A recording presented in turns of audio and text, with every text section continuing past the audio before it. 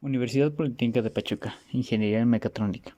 Práctica número 3. Diseño de polarización de circuitos. Integrantes del equipo: Candelaria Aguilar, Brian. Hernández del Ángel, Urshelón. Materiales a ocupar: fuente de voltaje a 12 volts, un multímetro, resistencias comerciales dependiendo de la resolución de cada problema, un transistor 2N3904 con beta de 320. Circuitos de polarización. Polarización es el proceso por el cual un conjunto originariamente indiferenciado se establece características o rasgos distintivos que determinan la aparición en el dos o más zonas mutuamente excluyentes llamadas polos. Para un aprovechamiento razonable del transistor, es conveniente que la tensión de alimentación (VSC) se distribuya de dos partes iguales en la entrega de la carga y el transistor.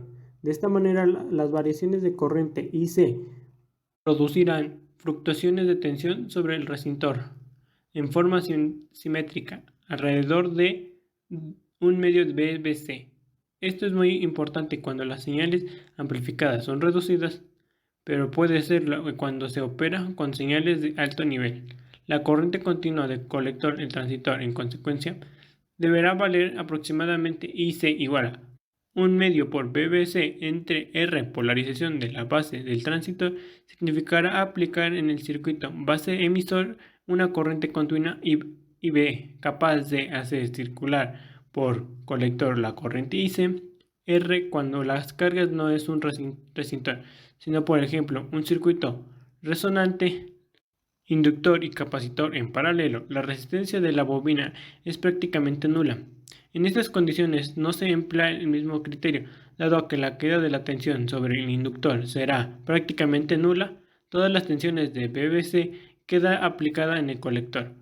Para este tipo de circuitos amplificador de radiofrecuencia se busca en general que la corriente le corresponda a un alto valor de transmisión conducción del transistor de alta ganancia. En definitiva, tanto en el caso de la carga resistiva como en este último, la polarización de base busca fijar una determinada corriente de Para colector. la práctica número 2 necesitaremos como datos el transistor 2N3904 con beta de 320, resistencias comerciales que sacaremos de los cálculos, el voltaje de conector emisor igual a 7 volts y la corriente al conector igual a 22 microamperes.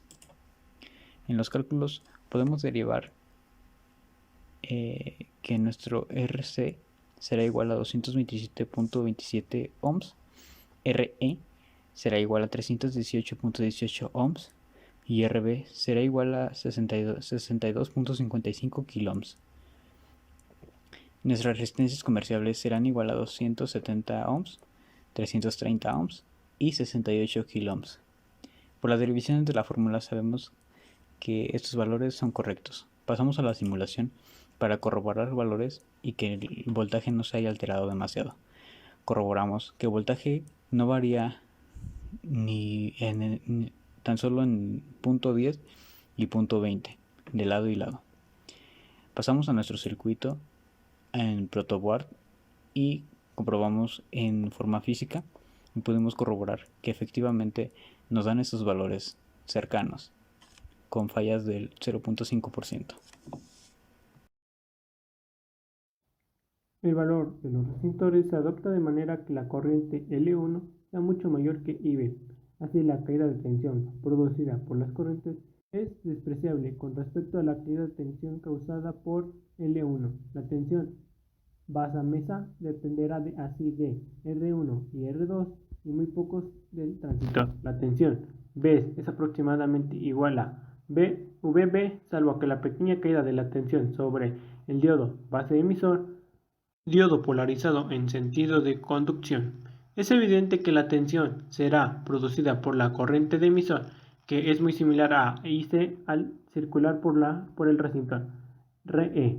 La estabilización de la corriente de colector se obtiene de la forma siguiente.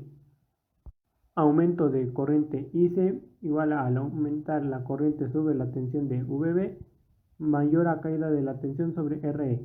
Si ves Si B es ligeramente mayor a VB, el diodo de base emisor queda polarizado al sentido inverso y la corriente de base se anula.